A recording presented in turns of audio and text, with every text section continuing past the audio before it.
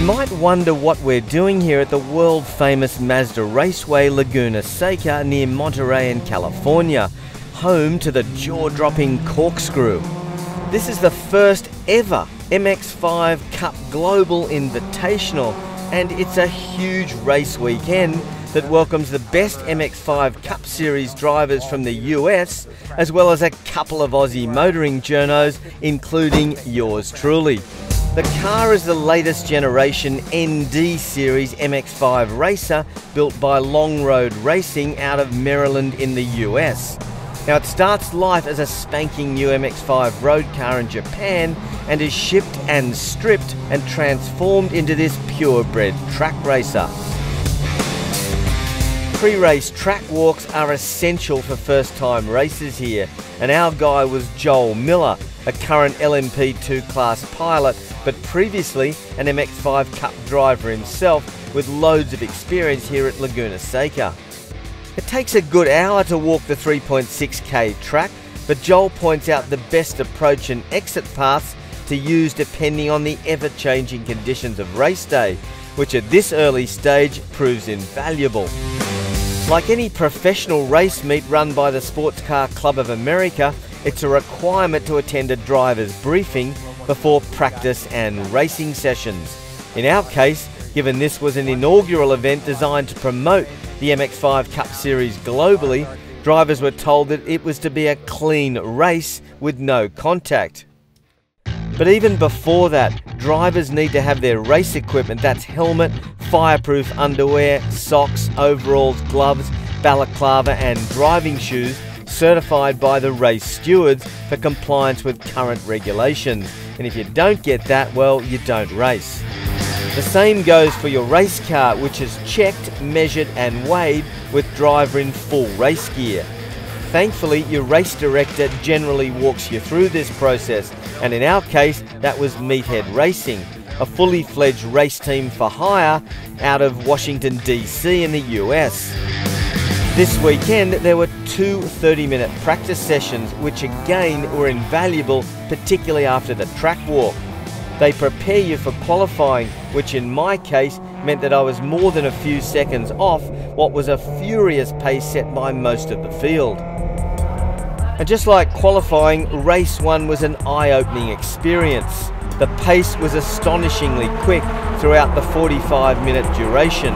In fact, 9 of the 18 drivers that lined up on the grid were clocking mid to low 1 minute 42-second laps, consistently too, whereas the best I could manage was a 1:51. The good thing was, I knew where I was losing valuable seconds. Braking way too early into turn 2 and basically not carrying enough rolling speed into every other corner. It was frustrating to say the least, as I wanted to push but felt I didn't have enough laps here or knew the car well enough to push any harder in the critical turns like 5, 6, 9 and 10. The other Aussie piloted car had crashed out on lap 6 and I was already on lap 20 with only a couple to go before the checkered flag. My goal now was to stay out of everyone's way and finish the race. But then tragedy struck when I was hit on the exit after turn 4 by a car that had lost control and eventually hit the wall. The damage to mine wasn't severe, but with a bent rear control arm, race 1 was over for me. At least I had managed to go from a 1:53 in practice down to a 1:51 in race 1, but still tragically off the pace. Things had to improve in race 2. Help arrived with our coach for the weekend, Kenton Cook, a professional race driver with a 2016 Rolex 24-hour Daytona win under his belt, as well as too many other wins and podiums to list. Armed with video and data of each and every lap, Kenton analysed both and was able to clearly show where and how I was able to reduce my lap times. Easier said than done, I'm afraid. Rolling starts are difficult from the back of the grid, but at least I had clean track ahead for almost the entire race. I tried hard to push on in a few of the problematic turns and managed to pull a 1:50.5 on lap 22, my best lap of the weekend. Coming down onto the final corner, turn 11 for lap 22. Down to second, up through the gears. Third, fourth, and fifth over the bridge and down towards the critical turn 2. Full power all the way, as late as you can. In fact, I'm not late, I'm not braking way too early here. Into the first apex of turn 2. There's a second apex here. Driving it hard out, not quick enough basically. Up to turn 3, very little light tap of the brake and turning in early, that's too late. I've lost a half a second there at least. Up through the gears, into fourth. Hitting turn 4, too tentative here. Half a second there. Roll it right out onto the curb. You roll it right out onto the curbs at Laguna Seca because that gives you a lot more grip than the tarmac itself. Turn 5 critical, down to third, rolling it through here. Again, too tentative, more time lost. Critical to get speed up this hill towards the corkscrew. And this critical turn 6, way too tentative here. Got to drive it hard into here because it's a compression that pushes the car onto the tarmac.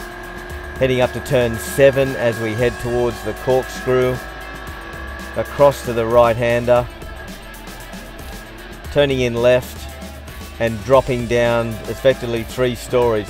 Need to be hard on the gas down there as we head towards turn 9. Again, too tentative, should be pushing way before the apex. Heading into turn 10 now, which is another compression right-hander. Again, too tentative here, time lost there. Again, rolling right out, heading down towards turn 11. Down to second from fourth. Trying to drive it hard out of here because that's the fastest part of the track. Heading up to what looks like my fastest lap so far, a 150.55. Despite my best efforts, the top 10 were still doing consistent 142s or even quicker. However, my goal centred less on lap times and more on that so far elusive checkered flag.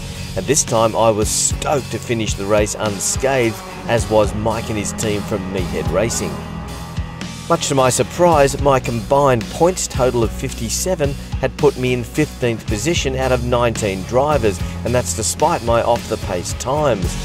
But the entire event was a massive success, with all the action streamed live and compared by the Radio Le Mans team. It's without doubt one of the most affordable turnkey racing series on the planet, and we can only hope the series grows throughout the Asia-Pacific region and encompasses Australia as well as Japan, as there will be no shortage of buyers for the MX-5 Cup car down under.